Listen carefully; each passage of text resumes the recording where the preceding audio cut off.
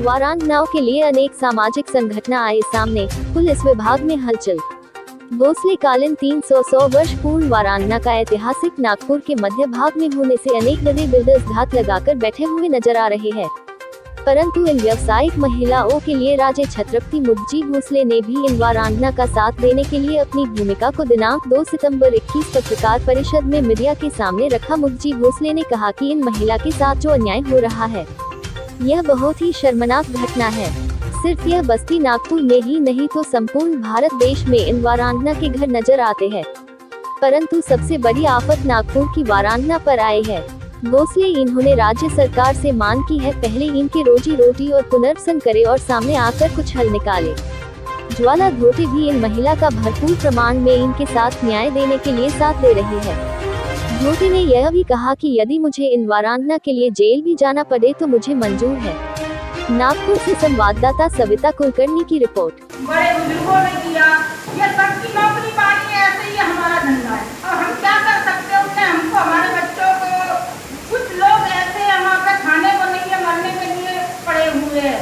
लेकिन बस्ती वाले का आदेश मिलने से सब शांत हो गए थे, लेकिन पुलिस इतनी लगी हुई है, आने जाने में परेशानी होती है। बस्ती का लोग कोई निकलता है घर का तो उनका आधार कार्ड पूछा जाता है, उनसे बदतमीजी से बोला जाता है। घर के लोग हैं तो लड़के लोग भी तो निकलेंगे बाहर, कि वो भी नहीं निकलेंगे, सब उनको कस्टमर ही दिखते हैं।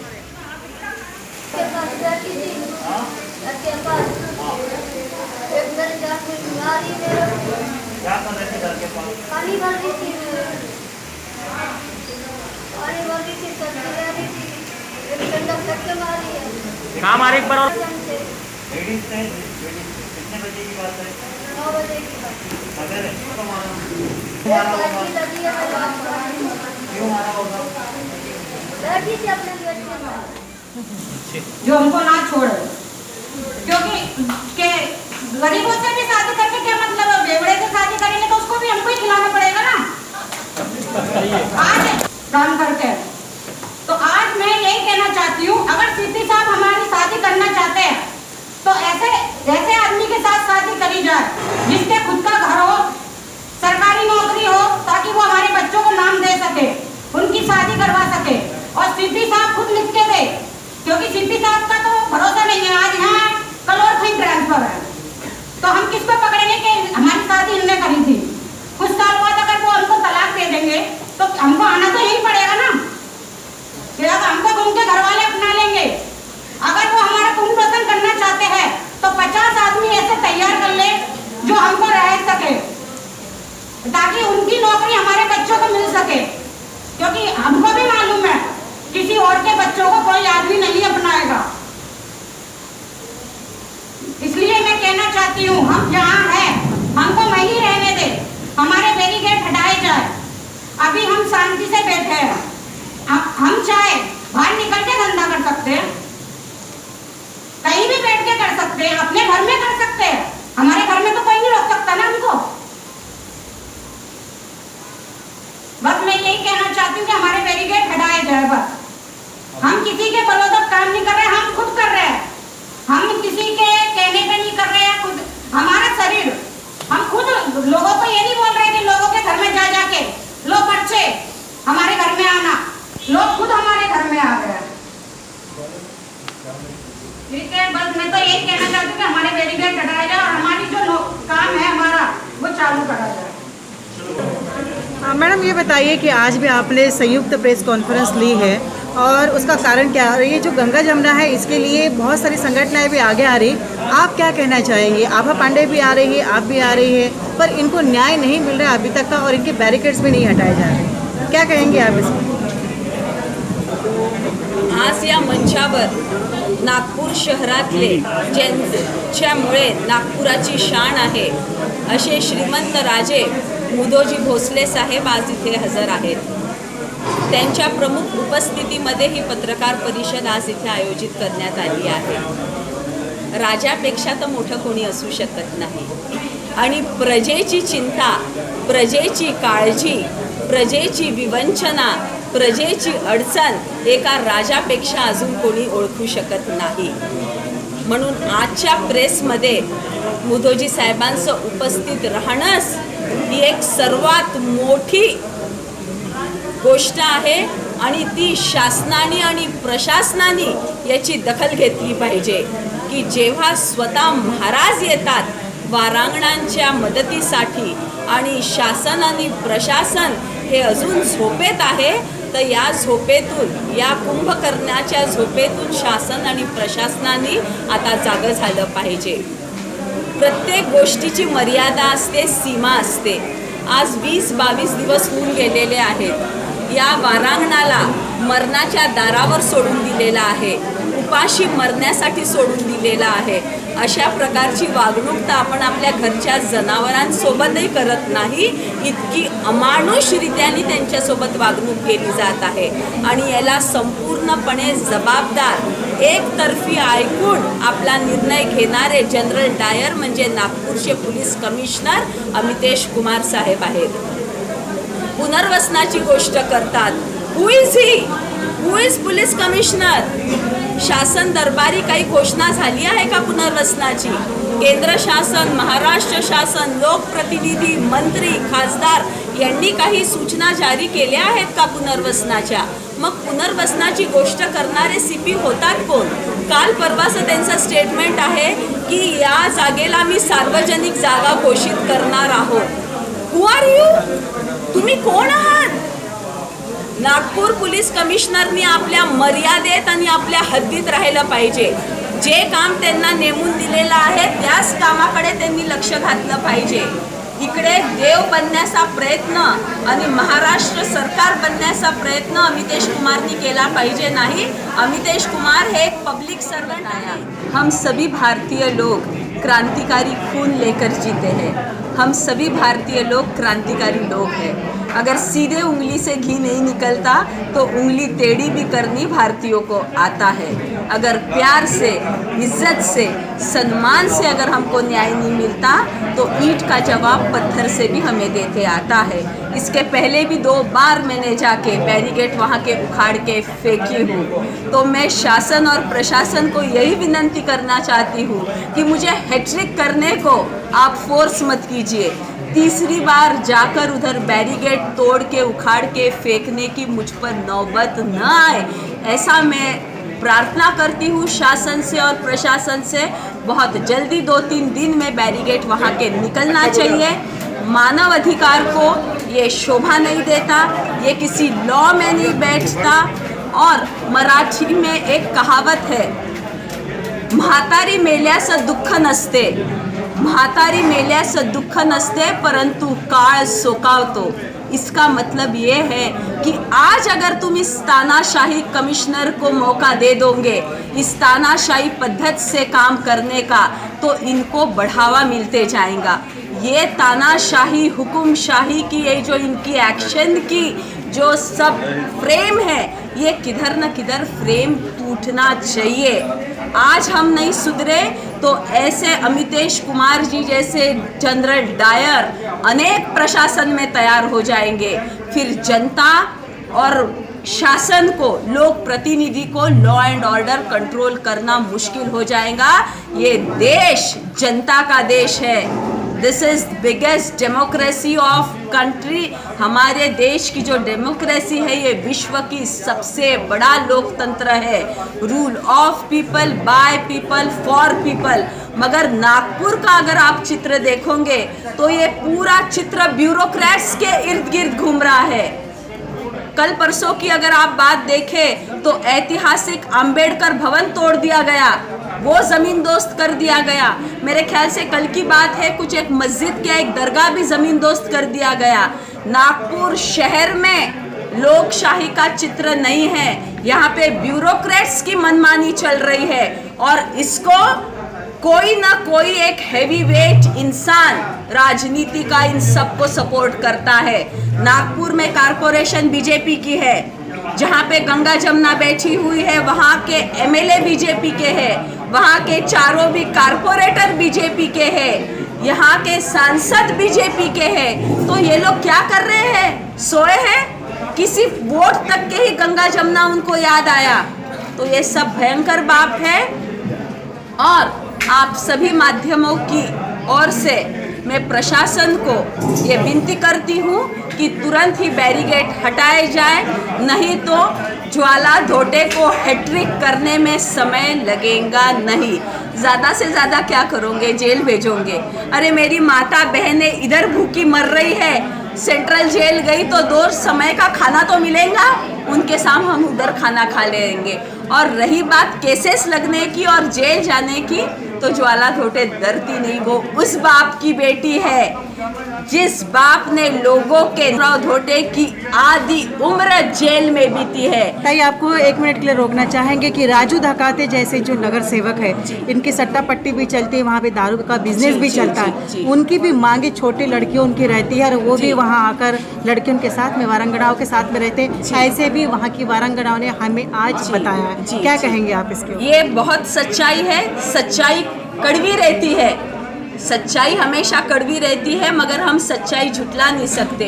जो राजू धकाते इतनी जोर जोर से वहाँ पे ऐलान कर रहे हैं गंगा जमुना हटाओ, गंगा जमुना हटाओ, जब ये वारांगनाएं माता बहनें आर्थिक विवंचना में आती है, जब उनको पैसों की कमतरता रहती है, यही राजू धकाते 10% से उनको पैसा उपलब्ध करके देता है। 10% से यही राजू धकाते उनको पैसे उपलब्ध करके देता है।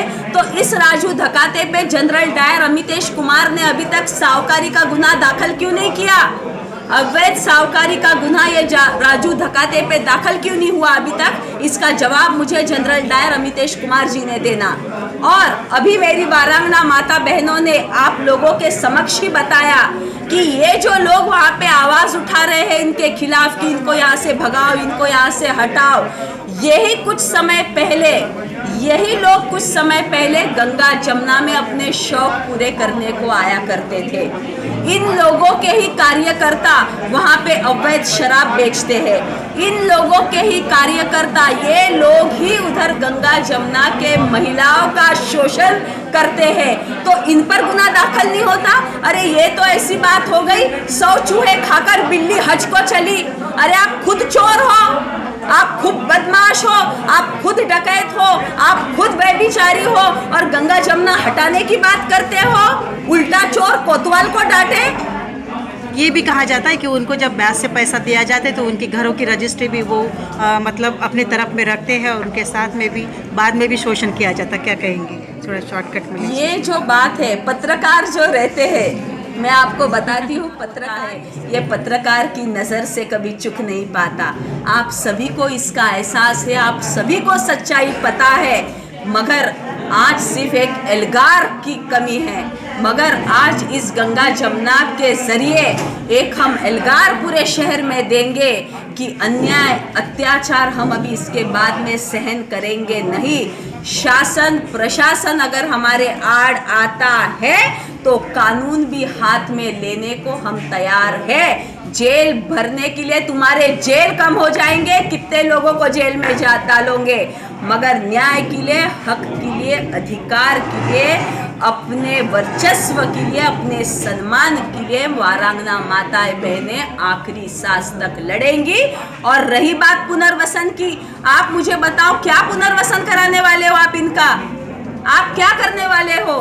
इनको पापड़ बेलने को लगाओगे, चिप्स बनाने को लगाओगे? अरे ये समाज तो ऐसा है कि ये चिप्स और ये पापड़ वेश्या ने बनाया है, हम हमारे घर में लेंगे, खरीदेंगे?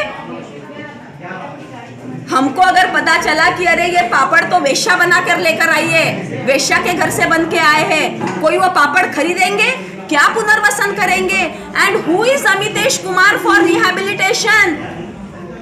रिहैबिलिटेशन की जिम्मेदारी ये सरकार की रहती है, महाराष्ट्र शासन की है, केंद्र शासन की है, कोर्ट ऑर्डर देगा। अमितेश कुमार कौन होते हैं? और चलते पुनर्वसन की बात करते हैं ना, मैं आपको बताती हूँ, अगर 2-4 दिन में अगर बैरिकेड नहीं हटते तो ये मैं माता बहनों को अमितेश कुमार के बंगले पर ले जाने वाली हूँ। क्या चलते चलते एक सवाल आपसे और भी है कि आप वारांगनाओं को लेकर क्या आंदोलन करोगे संविधान चौक में? वही तो बताया ना जी। मैंने जैसा पहले भी आप सभी को कहा है कि क्रांतिकारी खून हर एक भारतीय के रगों में दौड़ता है और हम यही चाहते हैं कि सभी शांतता से निपटे, सभी भाईचारे से निपटे। अगर स्थानिक लोगों को कुछ परेशानी है तो बैठ के मसला निकल सकता है, मगर आप बार बार हम पर आओगे आक्रमण करने को, बार बार हमारे पेट पे लात मारोगे, परत परत जर का तुम्ही आमच्या अंगावर याल तर शिंगावर आम्हाला तुम्हाला घेता येते।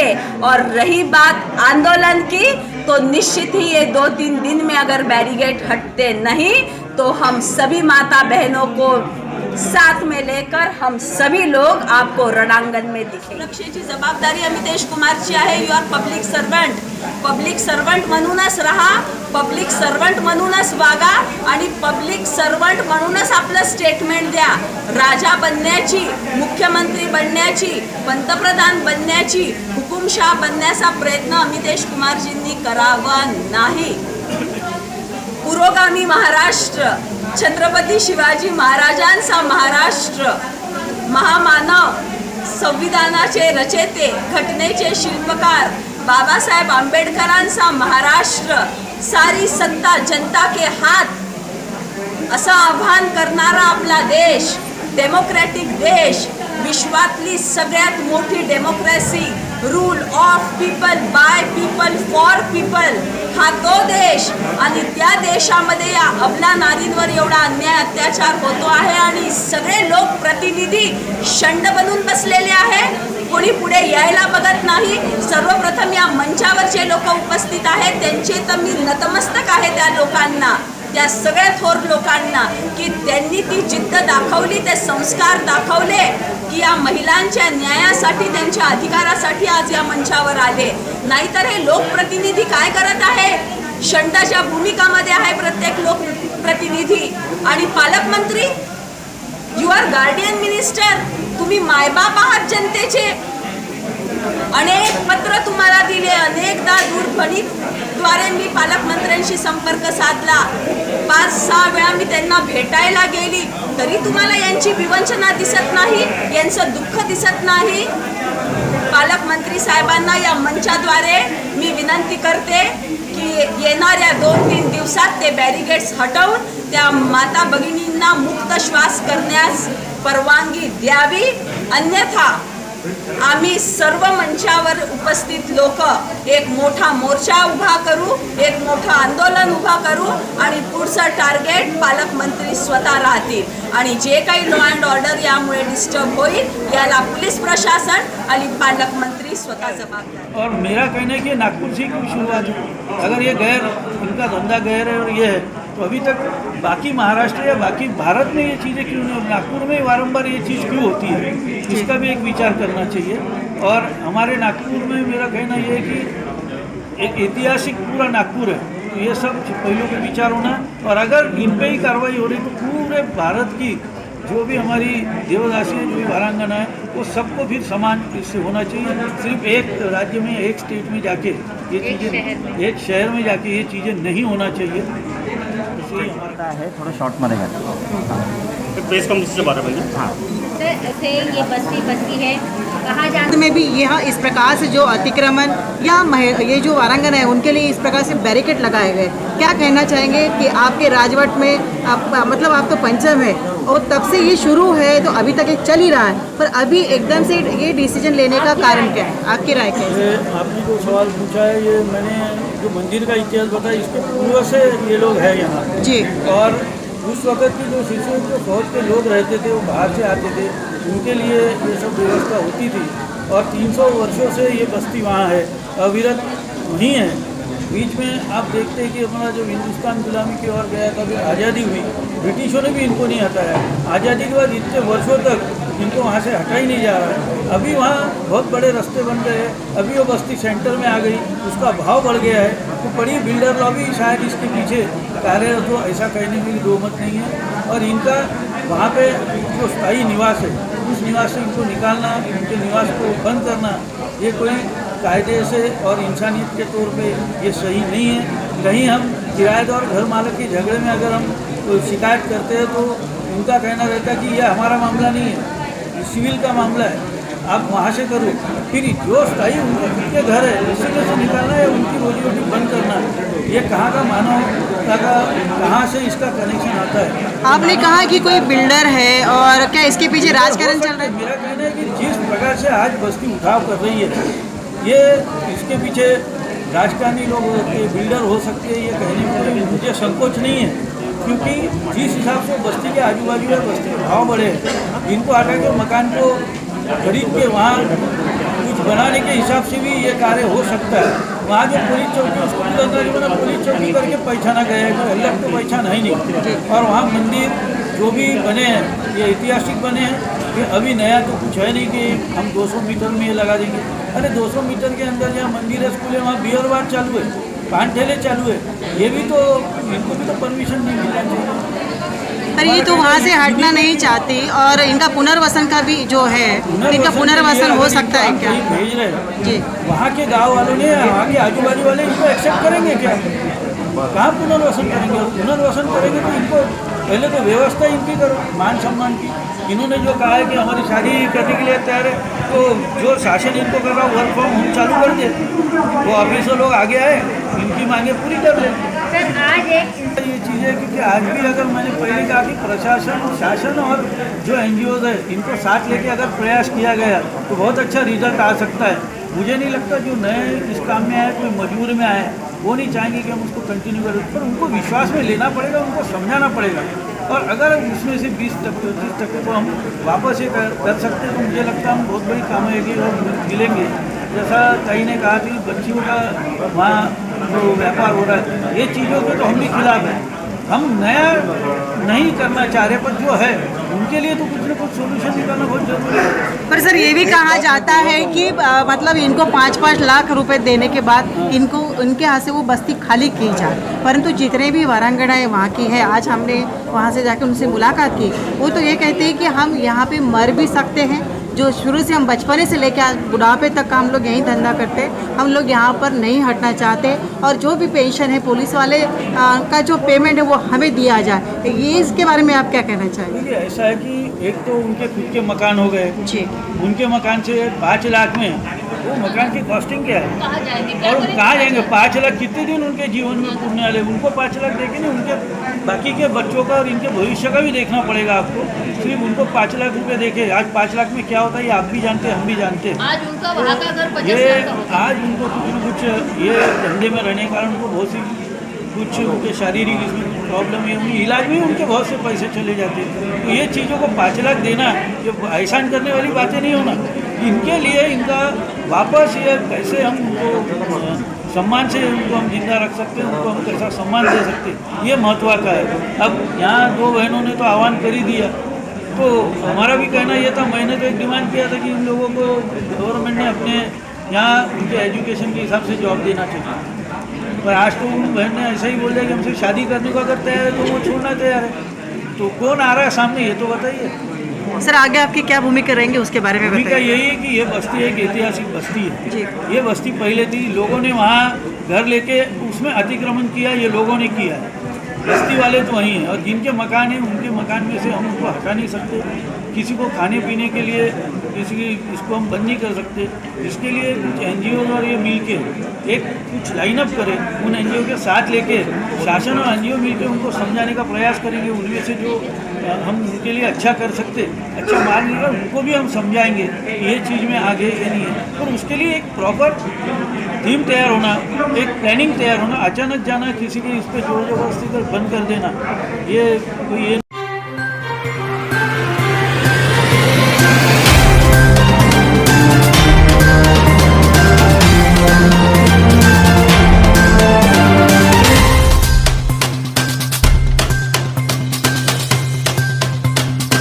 अभी तक हमारा चैनल सब्सक्राइब नहीं किया तो सब्सक्राइब करो, लाइक करो, शेयर करो।